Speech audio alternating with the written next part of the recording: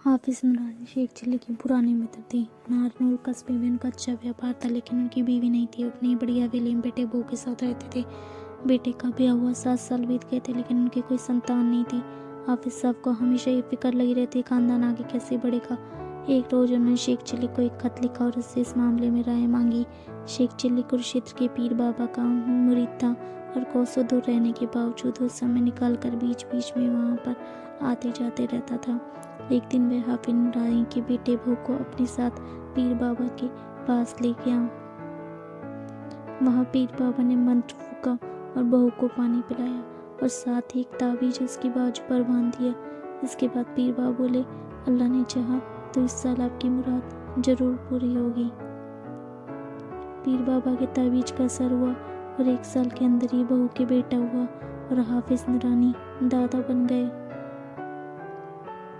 देखते देखते हाफिज साहब का आंगन खुशियों से भर गया। इस खुशी को मनाने के लिए जश्न का आयोजन किया गया और शेख चिल्ली को खास न्योता भेजा गया।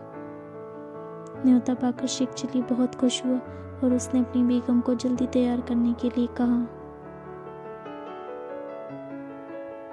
बेगम झटक कर बोल पड़ी, क्या खाक तैयारी करूं? ना पहनने को कुछ, ना ही ओढ़ने को। इस हालत हो गई है तो जगह सही हो जाएगी। बेगम की बात सस्ती, इसलिए शेख चिल्ली खामोश हो गया। वो जानता था कि हाफिज साहब नारनौल के बड़े आदमी हैं और उनके यहाँ जश्न बड़ा होता है। ऐसे में शेख चिल्ली कुछ तरकीब सोचने लगा। नवाब साहब का धोबी शेख चिल्ली की काफ़ी सुनता था। कुछ ही दिन पहले उसने नवाब के गुस्से से उसे बचाया था और उसने शेख चिल्ली से कहा था कि वक्त आने पर वो किसके लिए जान तक दे देगा। ये घटना याद आती शेख चिल्ली उसके पास गया और उसे अपने लिए और बेगम के लिए कुछ नए कपड़े मांगे। शेख चिल्ली ने धोबी से कहा कि नारनौल से वापस लौटते ही मैं कपड़े तुम्हें वापस दे दूंगा। धोबी घबरा गया, लेकिन वह वादा कर चुका था। किसी तरह जी खड़ा करके उसने शेख चिल्ली को कपड़े दिए और बोला, ये कपड़े नवाब और उनकी भांजी के हैं, सही सलामत वापस कर देना। शेख चिल्ली ने हाँ में जवाब दिया और कपड़े लेकर घर लौट आया। बेगम ने कपड़े देखे तो बहुत खुश हुई। बेगम बोली, कपड़े मिल गए, लेकिन जूते चप्पलों का इंतजाम कैसे होगा? नारनौल पैदल तो जाएंगे नहीं, सवारी का क्या होगा? शेख चिल्ली मोची के पास पहुंचा। वो मोची से बोला कि मेरे लिए और बेगम के लिए जूतियां चाहिए। मोची ने कई जूतियां दिखाई। शेख चिल्ली ने सबसे कीमती जूतियां पसंद कर ली। उसने कहा, एक बार बेगम को दिखा लाता हूँ, तब खरीदूंगा। मोची मान गया। शेख चिल्ली जूतियां लेकर घर आ गया। अब केवल सवारी का इंतजाम बाकी था। इलाके में सबसे अच्छी घोड़ा गाड़ी घनश्याम के पास थी। वह उसे किराए पर भी देता था। शेख चिल्ली उसके पास जा पहुंचा और बोला, मुझे नवाब साहब के किसी काम के लिए नारनौल जाना है। नवाब साहब की बग्गी का एक घोड़ा बीमार हो गया, इसलिए मैं घोड़ा गाड़ी मुझे दे दो, किराए में नवाब साहब से दिलवा दूंगा। घनश्याम ने लालच में आकर घोड़ा गाड़ी उसके हवाले कर दी। घर पहुंचकर शेख चिल्ली ने बेगम को उठाया और नारनौल के लिए निकल पड़ा। नारनौल उस वक्त एक कस्बा था। शाही ठाट बाट के साथ शेख चिल्ली और उसकी बेगम वहां पहुंचे। उन्हें देखते ही इलाके में हलचल मच गई। दूर दूर तक उनकी अमीरी के चर्चे गूंजने लगे। जश्न में पहले मेहमान थे, इसलिए उनकी खूब खातिरदारी हुई।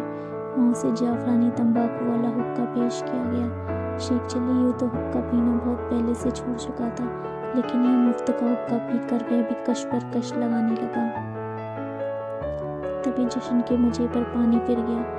हाफिज नूरानी के कुछ दोस्त नवाब के घराने से जुड़े थे। हाफिज ने उन्हें शेख चिल्ली से मिलवाया।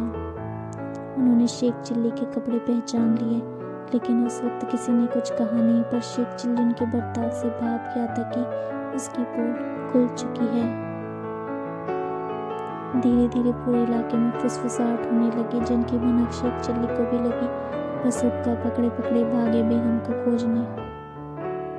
बेगम के मिलते ही बोले, जल्दी सामान बांधो और यहाँ से निकलो, कपड़ों की पोल खुल चुकी है, कहीं धोबी के साथ साथ हम भी न रगड़े जाएं।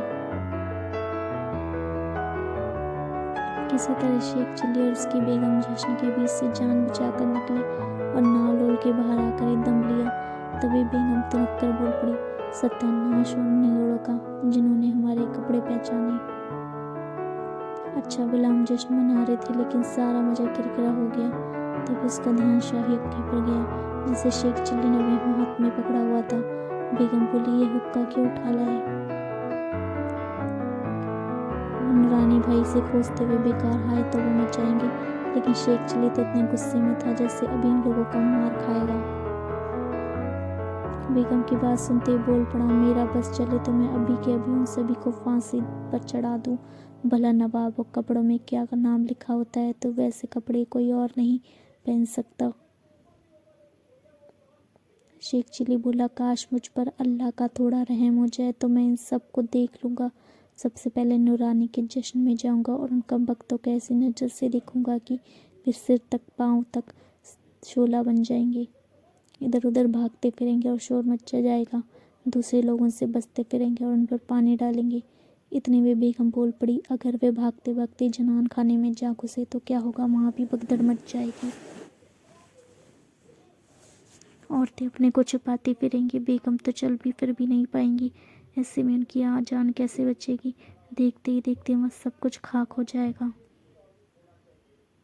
दोनों इतना सोच ही रहे थे कि तभी हुक्का हाथ से छूटकर गिर गया। देखते ही देखते घोड़ा गाड़ी में धुआं भर गया। साथ ही धोबी से उधार मांगे कपड़ों में भी चिंगारियां उठने लगी। इस कहानी से हमें ये सीख मिलती है कि हमें अपनी असली पहचान से नहीं भागना चाहिए और दिखावे की ज़िंदगी से दूर रहना चाहिए। दोस्तों, अगर आपको ये कहानी अच्छी लगी हो तो चैनल को लाइक और सब्सक्राइब कीजिएगा, ताकि आपको इसी तरह की और interesting stories time to time मिलती रहे। And thank you so much for watching. Thank you once again. Keep watching, keep subscribe, keep follow for more stories.